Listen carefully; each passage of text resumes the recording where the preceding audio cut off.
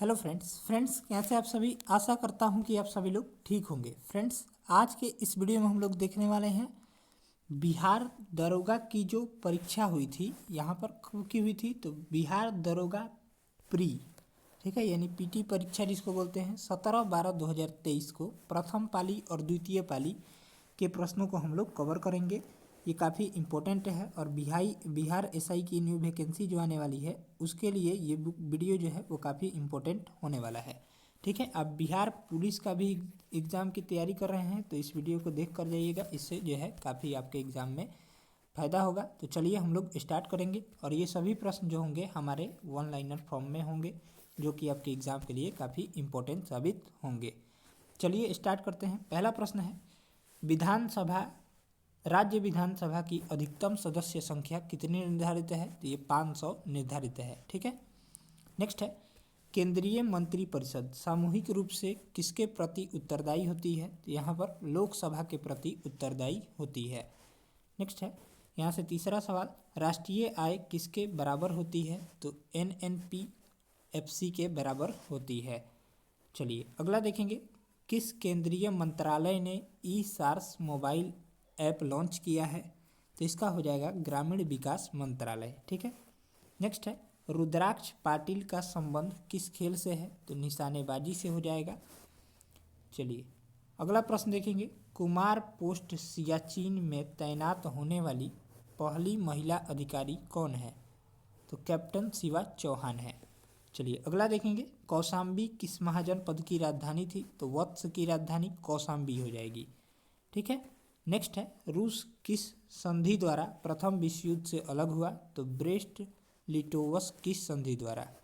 अगला प्रश्न है, विस्थापन का दूरी के साथ अनुपात हमेशा क्या होता है? तो 1 के बराबर या कम होता है। चलिए अगला देखेंगे, द्वार कोशिकाओं में जब जल अंदर होता है तो वह फूल जाती है और रंध्र का छिद्र क्या हो जाता है? तो खुल जाता है। नेक्स्ट है, सरकार द्वारा लगाई गई रुकावटों व प्रतिबंधों को हटाना क्या कहलाता है? तो ये उदारीकरण कहलाता है। चलिए नेक्स्ट है, कांगड़ा लघु चित्रकला किस राज्य में बनाई जाती है? तो ये हिमाचल प्रदेश राज्य में बनाई जाती है। नेक्स्ट है, मानव विकास रिपोर्ट किसके द्वारा प्रकाशित किया जाता है? तो UNDP द्वारा, यानी संयुक्त राष्ट्र विकास परिषद द्वारा। चलिए अगला देखेंगे, the spirit of the laws नामक रचना के लेखक कौन है? तो मॉन्टेग्यू हो जाएंगे। चलिए अगला देखेंगे, भारत सरकार द्वारा जनजातियों के स्वशासन के विभिन्न आयामों का परीक्षण करने के लिए गठित समिति का क्या नाम है? तो भूरिया समिति हो जाएगा। चलिए नेक्स्ट है, उपभोक्ताओं के लिए अधिकार के तहत वस्तुओं व सेवाओं के विनिर्माता द्वारा पैकिंग पर सूचना दर्शाई जाती है, वह क्या है? तो ये चयन करने का अधिकार हो जाएगा। चलिए यहाँ से अगला प्रश्न हम लोग देखेंगे। अगला प्रश्न है, अभिनेत्र लेंस की वक्रता किसके द्वारा रूपांतरित की जा सकती है? तो ये पक्षमाभी पेशियों द्वारा। नेक्स्ट है, राष्ट्रपति राज्यसभा में कितने सदस्यों को मनोनीत कर सकता है? तो करीब करीब 12 सदस्यों को मनोनीत कर सकता है। नेक्स्ट है, एकरा यानी अकरा किस देश की राजधानी है? तो ये घाना की राजधानी हो जाएगी। चलिए अगला देखेंगे, किस संगठन ने ऑपरेशन गरुड़ चलाया है? तो ये CBI ने चलाया है, CBI। ठीक है, चलिए नेक्स्ट है, एक दूरदर्शी में अभिदृश्यक उत्तल लेंस के स्थान पर परवलयिक दर्पण का उपयोग क्यों लाभकारी है?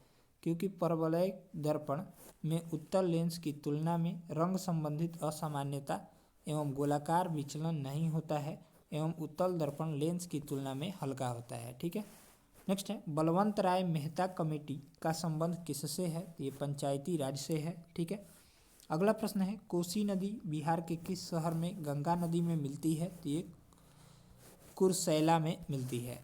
नेक्स्ट है, स्वावलंबन 2.0 किसने लॉन्च किया है? तो ये भारतीय नौसेना ने लॉन्च किया है।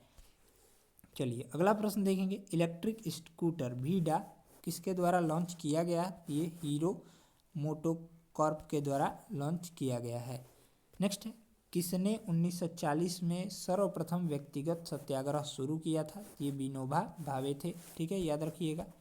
चलिए अगला देखेंगे, अलीनगर की संधि किस किस के बीच हुई थी? तो ब्रिटिश और सिराजुद्दौला के बीच हुई थी। ठीक है। नेक्स्ट है, प्लेइंग इट माई वेज की रचना किसकी रचना है? तो ये सचिन तेंदुलकर की रचना है। नेक्स्ट है, मुगल मेवाड़ संधि कब हुआ था? 1615 ईस्वी में हुआ था। चलिए अगला देखेंगे, मंगल पांडे किस नेटिव इन्फेंट्री से संबंधित है? ये 34 NI से संबंधित है, नेटिव इन्फेंट्री। ठीक है। नेक्स्ट है, राष्ट्रीय आपातकाल के दौरान अनुच्छेद 19 किस अनुच्छेद के तहत निलंबित किया जाता है? तो अनुच्छेद 358 के तहत। नेक्स्ट है, बेलाडीला की खाने किस लिए प्रसिद्ध है? तो लौह अयस्क के लिए। प्रोजेक्ट 75I का संबंध किससे है? तो ये पनडुब्बी से है। नेक्स्ट है, ब्रॉन्ज मेटल किसका मिश्रण है? तो ये कॉपर और टीन का मिश्रण होता है। ठीक है। चलिए अगला देखेंगे, पश्चिमी घाट में प्रसिद्ध केंद्र मुख क्या है? तो पर्वतीय चोटी हो जाएगी। नेक्स्ट है, भारत का एकमात्र तैरता हुआ राष्ट्रीय उद्यान कौन सा है? तो किबुल लामजाओ राष्ट्रीय उद्यान। ठीक है। चलिए यहाँ से अगला देखेंगे, क्षेत्रफल के अनुसार भारत का सबसे बड़ा राज्य कौन सा है? तो राजस्थान हो जाएगा। नेक्स्ट है, एक समान वृत्तीय गति में कौन सी राशि स्थिर होती है? तो चाल हो जाएगी। अमिश्रणीय द्रवों को अलग करने की विधि कौन सी है? तो प्रभाजी आसवन हो जाएगी। ठीक है। नेक्स्ट है, गंगा के निचले मैदान मुख्यतः किस फसल के लिए आदर्श परिस्थिति प्रदान करते हैं? तो जूट, जिसको हम लोग पटसन भी बोलते हैं। नेक्स्ट है, प्राचीन मगध राज्य की प्रथम राजधानी शहर कौन सी थी? तो राजगिरी या राजगीर हो जाएगी। नेक्स्ट है, काला आजार किस प्रकार से जनित रोग है? तो प्रोटोजोआ जनित रोग है। चलिए अगला देखेंगे, भारतीय संविधान की उद्देशिका में संशोधन किस संविधान संशोधन द्वारा किया गया था? 42वें संविधान संशोधन द्वारा कब किया गया था? तो 1976 में। नेक्स्ट है, वायु में ध्वनि तरंगे किन तरंगों के रूप में विचरण करती है? तो ये केवल अनुदैर्घ्य तरंगों के रूप में विचरण करती है। नेक्स्ट है, बहुत ठंडे मौसम में टीन एसेन किस कारण से पाउडर में बदल जाता है? तो सफ़ेद टीन के स्लेटी एसेन में बदलने के कारण, जो कि अक्रिस्टलीय है। नेक्स्ट है, पूर्ति के नियम के अनुसार एक वस्तु की कीमत एवं उसकी पूर्ति मात्रा के मध्य कैसा संबंध होता है? तो धनात्मक संबंध होता है। अगला देखेंगे, किसी खेत में क्रमवार नियोजित कार्यक्रम के अनुसार विभिन्न फसलों के उगाने को क्या कहते हैं? तो फसल चक्र कहते हैं। अगला देखेंगे, रुपया किस देश की मुद्रा है? तो रुपया जो है वो इंडोनेशिया की मुद्रा है। नेक्स्ट है, कच्चा माल किस प्रकार की पूंजी में सम्मिलित किया जाता है? तो कार्यशील पूंजी में। ठीक है। नेक्स्ट है, व्यावसायिक बैंकों का मुख्य कार्य क्या है? तो यहाँ पर जमा स्वीकार करना एवं ऋण देना। ठीक है। चलिए नेक्स्ट है, फ्रांस के किन दो नेताओं ने नेशनल असेंबली के गठन की घोषणा किया है? तो ये हो जाएगा मिराबियो और ओबीसीए। ठीक है। नेक्स्ट है, भारत रत्न विजेता भूपेन हजारिका किस खेल से संबंधित है? किस क्षेत्र से संबंधित है? तो ये कला यानी आर्ट से संबंधित है। चलिए अगला देखेंगे, मुख्यमंत्री के कार्य व शक्ति का उल्लेख भारतीय संविधान के किस अनुच्छेद में मिलता है? तो अनुच्छेद 167 में मिलता है। चलिए हम लोग आगे के प्रश्न देखेंगे। ठीक है। यहाँ से अगला सवाल है, आंत में पाचन के पश्चात अवशोषित वसा का वहन किसके द्वारा किया जाता है? तो ये रुधिर द्वारा किया जाता है। ठीक है। चलिए यानी आंसर जो हो जाएगा रुधिर। नेक्स्ट है, फिटकरी गंदले पानी को किस प्रक्रिया द्वारा स्वच्छ करती है? तो स्कंदन द्वारा। चलिए अगला देखेंगे, कॉपर छीलन को सांद्र H2SO4 सल्फ्यूरिक अम्ल के साथ गर्म करने पर क्या मुक्त करता है? तो SO2 मुक्त करता है। Next, Vasco D gamma Bharat में कब आया था? 1498 में। ठीक है। नेक्स्ट है, गंगा के मैदान में नवीन जलोढ़ निक्षेपों को क्या कहते हैं? तो खादर कहते हैं। और पुराने को क्या कहते हैं? तो बांगर कहा जाता है। नेक्स्ट है, विश्व पृथ्वी दिवस कब मनाया जाता है? तो 22 अप्रैल को मनाया जाता है। अगला देखेंगे, प्रयाग प्रशस्ति के रचनाकार कौन है? तो हरिसेन हो जाएंगे। बिहार राज्य का क्षेत्रफल कितना है? तो 94,163 वर्ग किलोमीटर, जिसको हम लोग किलोमीटर स्क्वायर भी बोलते हैं। ठीक है। चलिए अगला देखेंगे, 1991 ईस्वी को भारत में आर्थिक सुधारों को अपनाने का मुख्य व तत्कालिक कारण क्या था? तो भुगतान संतुलन का संकट। अगला देखेंगे इमरजेंसी यानी आपातकालीन हार्मोन किसे कहा जाता है, तो एड्रेनलिन को कहते हैं। नेक्स्ट है समुद्री जैव विविधता के लिए भारत का पहला राष्ट्रीय केंद्र कहाँ स्थित है, तो जामनगर में स्थित है। अगला देखेंगे अंत्योदय अन्न योजना कब लागू की गई थी, तो वर्ष 2000 में लागू की गई थी। नेक्स्ट है भारतीय संविधान के कौन से भाग को 7वें संविधान संशोधन 1956 के द्वारा हटाया गया, तो भाग 7 को।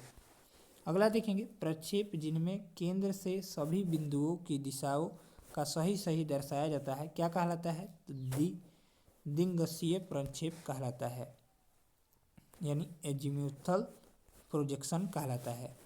नेक्स्ट है अल हिलाल नामक अखबार की स्थापना जो है अबुल कलाम आज़ाद ने किया था।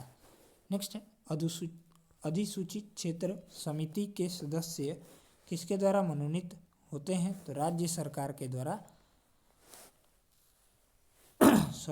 मनोनीत किए जाते हैं। नेक्स्ट है ध्वनि का वेग सबसे तेज किसमें होता है, तो इस्पात या स्टील में। ठीक है, चलिए तो इस तरह से इस वीडियो में हम लोग यहाँ पर प्रथम पाली के सभी यहाँ पर ऑब्जेक्टिव्स को कवर किए हैं जो कि वन लाइनर फॉर्म में दिए गए थे 2023 के, यानी 1275 में जो प्रश्न पूछे गए थे उन्हीं सभी का ये सॉल्यूशन है। ठीक है, वीडियो अगर अच्छा लगा हो तो वीडियो को लाइक कर दीजिएगा, चैनल पर नए हो चैनल को सब्सक्राइब कर लीजिएगा। इसके बाद जो है हम लोग यहाँ पर 17/12/2023 यानी 1275 में जो द्वितीय पाली में एग्ज़ाम हुआ था उसको हम लोग कवर करेंगे। टोटल 100 प्रश्न दिए गए हैं। चलिए मिलते हैं नेक्स्ट वीडियो में, तब तक के लिए जय हिंद जय भारत।